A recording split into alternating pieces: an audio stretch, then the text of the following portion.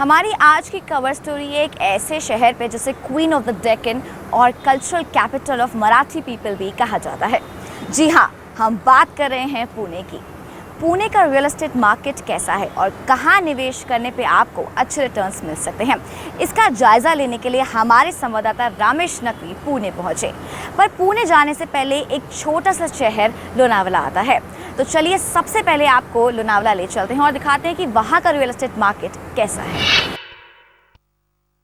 इस वक्त मैं मुंबई पुणे एक्सप्रेसवे पर खड़ा हूं। जैसा कि आप मेरे पीछे देख सकते हैं कि यहां से मुंबई पुणे एक्सप्रेसवे शुरू होता है। मुंबई से अगर मैं बात करूं तो 130 किलोमीटर की दूरी है पुणे की। आइए आज आपको बताते हैं कि पुणे में रियल एस्टेट मार्केट में क्या हलचल चल रही है। आइए मेरे साथ।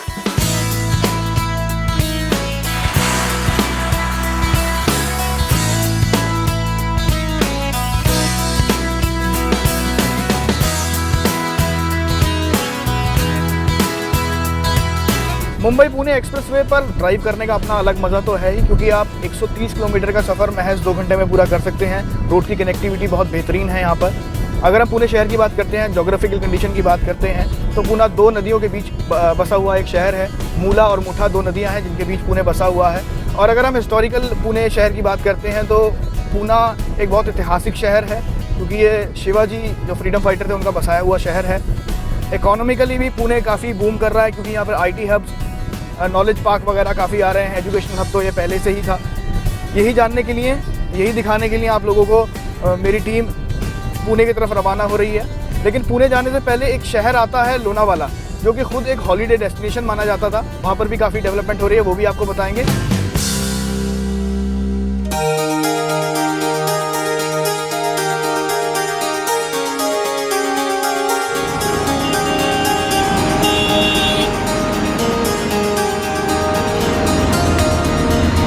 महाराष्ट्र के पुणे जिले में एक छोटा सा हिल टाउन लोनावला।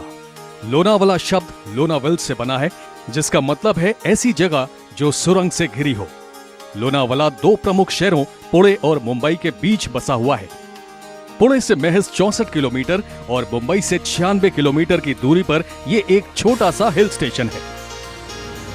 पिछले कई सालों में लोनावला में काफी डेवलपमेंट दर्ज की गई है। पहले लोनावला सेकंड होम की ऑप्शन के लिए जाना जाता था, पर अब लोनावला में डेवलपमेंट ने तेजी पकड़ ली है।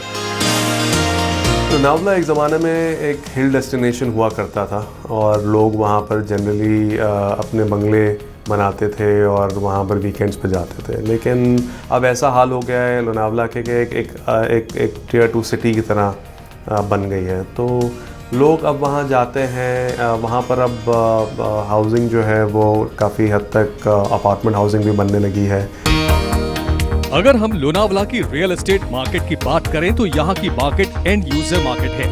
यहाँ पर काफी किफायती दामों पर हमें कई ऑप्शंस मिल जाते हैं। अगर हम यहाँ के प्रॉपर्टी प्राइसेस की बात करें तो यहाँ पर 2500 से लेकर 4000 प्रति स्क्वायर फीट तक के रेट्स हैं। पिछले 3 सालों में 7 से 9% तक प्राइस एप्रिसिएशन यहाँ दर्ज किया गया है। और अगर यहाँ के रेंटल रेट्स पर नजर डालें तो 2 BHK का फ्लैट ₹7,000 से 10,000 तक के किराए पर मिल जाता है। क्योंकि लोनावला ऑलरेडी एक हॉलिडे डेस्टिनेशन है, तो प्रॉपर्टी एक्सपर्ट्स का मानना है कि अगर नवी मुंबई में एयरपोर्ट आ जाता है तो लोनावला के लिए ये सोने पर सुहागे वाली बात होगी।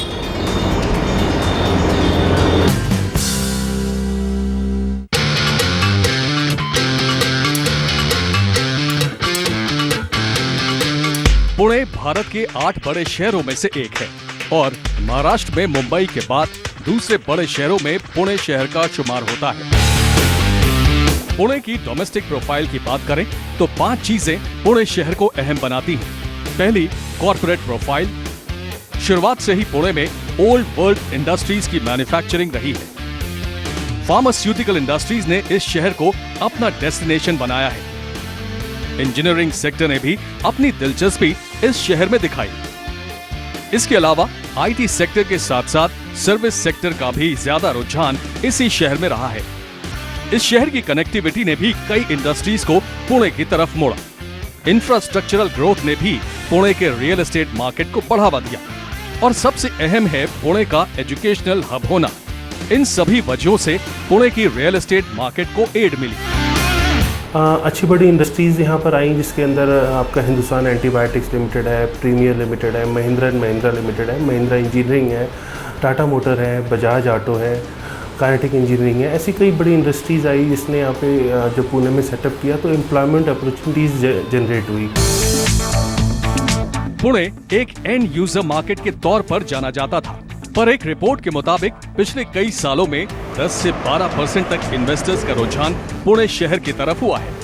अगर हम पुणे शहर के इलाके की बात करें तो हिंजवाड़ी इलाके में 4000 से लेकर 5000 स्क्वायर फीट तक की रेंज में कई विकल्प मौजूद हैं।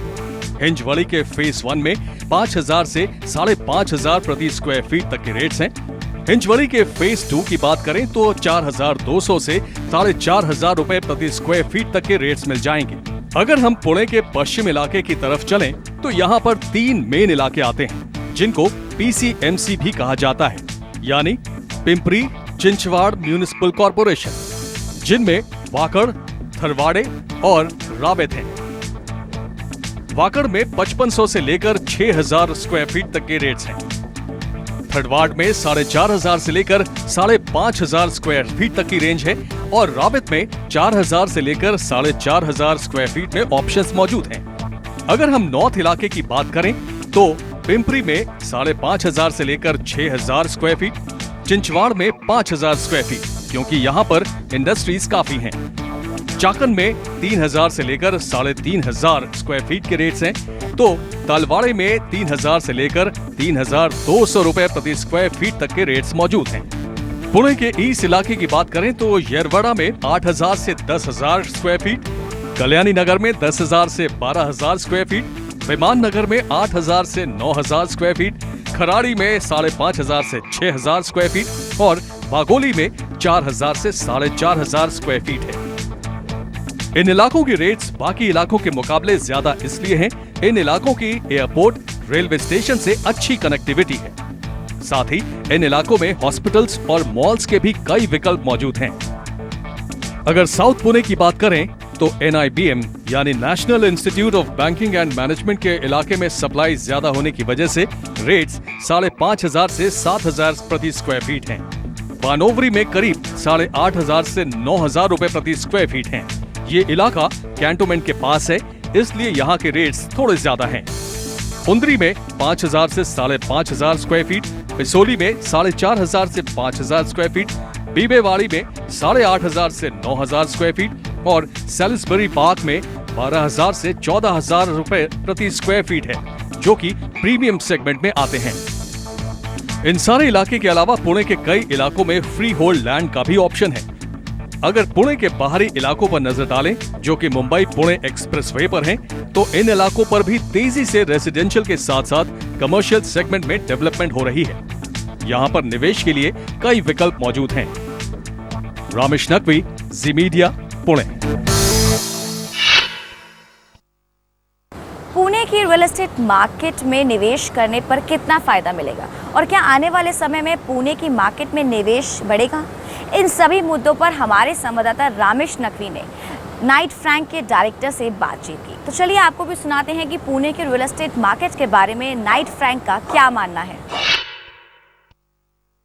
पुणे के रियल एस्टेट मार्केट के बारे में जानने के लिए आज हमारे साथ मेहमान जुड़ चुके हैं, नाइट फ्रैंक पुणे के डायरेक्टर मिस्टर शांतनु। सर, बहुत बहुत स्वागत है आपका हमारे शो प्रॉपर्टी प्लस में। Ramesh, welcome to Knight Frank Pune. Thank you sir, thank you sir. Pune के बारे में अगर मैं बात करूं तो पुणे एक बहुत ऐतिहासिक शहर रहा है। 1950 से मैन्युफैक्चरिंग पुणे में स्टार्ट हुई थी। तो सर, जब से लेके अब तक पुणे में रियल एस्टेट मार्केट में क्या डेवलपमेंट हुई है? देखिए रमेश, रियल एस्टेट मार्केट में अगर आप देखें ऐतिहासिक तौर से, आई थिंक पुणे का जो मार्केट है ये बहुत रैपिड पेस में ग्रो कर रहा है in terms of growth wise अगर आप देखें। और अगर आप देखें कि जो हिस्टोरिकली जो शहर था, it was known for as a pensioners paradise, it was like a second home destination for lot of Maharashtrian people who used to work from Mumbai and used to live out of India. But जैसे जैसे time बीतता गया है, जैसे जैसे development होता गया है on the real estate front and on the industrial front, the market has really picked up in terms of development wise. Sir, जैसा कि आपने IT इंडस्ट्री की बात की, तो IT का SEZ में क्या इम्पैक्ट पड़ा है रियल एस्टेट मार्केट में? देखिए आपका सवाल बहुत अच्छा है। In terms of development wise अगर देखा जाए, जो SEZ पॉलिसी जब अनाउंस हुआ उसके बाद आई थिंक पुणे एक मार्केट है जिसने रियली उसको इनकैश किया है in terms of opportunity wise. Sir एक important question which is popping up in my mind, connectivity के बारे में अगर मैं पुणे के बारे में जानना चाहूँ तो कनेक्टिविटी के लिहाज से पुणे में क्या डेवलपमेंट हुई है? क्योंकि सबसे बड़ी चीज़ होती है कि अपने घर से ऑफिस तक की पहुँचने की दूरी। तो क्या पुणे शहर में ऐसी डेवलपमेंट हुई है जो कि कनेक्टिविटी के लिहाज से जो है कि बेटर ऑप्शन मानी जाए इसे? सो पुणे का डेवलपमेंट अगर आप पैटर्न देखेंगे, पुणे का जो development pattern has been a bipolar pattern, which means कि पुणे ऑन द वेस्ट में ग्रो किया है, ऑन द ईस्टर्न साइड में ग्रो किया है। On the eastern side of Pune you have your airport, you have your railway station, you have the BRTS running, you have the Nagar Road out on this side. तो क्या BRT अच्छा काम करेगी? क्योंकि दिल्ली में अगर देखा जाए तो BRT ने वो लेवल नहीं अचीव किया जो कि उसे करना चाहिए था। तो क्या पुणे में भी वही सूरत हाल होगा? देखिए वो तो समय ही बताएगा आपको कि BRT का क्या सक्सेस रहेगा। रेजिडेंशियल सेक्टर में पुणे में कहाँ ग्रोथ हुई है और कहाँ हमारे पास इन्वेस्ट करने के ऑप्शंस हैं?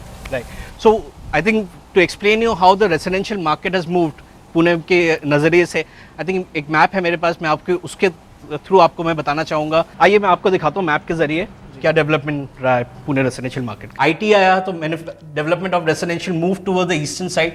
When the IT came on the western side Hinjewadi की तरफ, तो रेजिडेंशियल का development started moving from Aundh to Baner to Balewadi to Hinjewadi. तो that is been how the growth has been. अगर प्राइस के हिसाब से नज़रिए से देखें, जो सेंट्रल पुणे है, like any other city, किसी भी और शहर की तरह central portion of the city is always expensive because वो already established हो चुका है, social infrastructure already present है। Thank you so much sir, giving your important time to us. Cameraman Naresh के साथ रामेश नकवी, जी मीडिया, पुणे।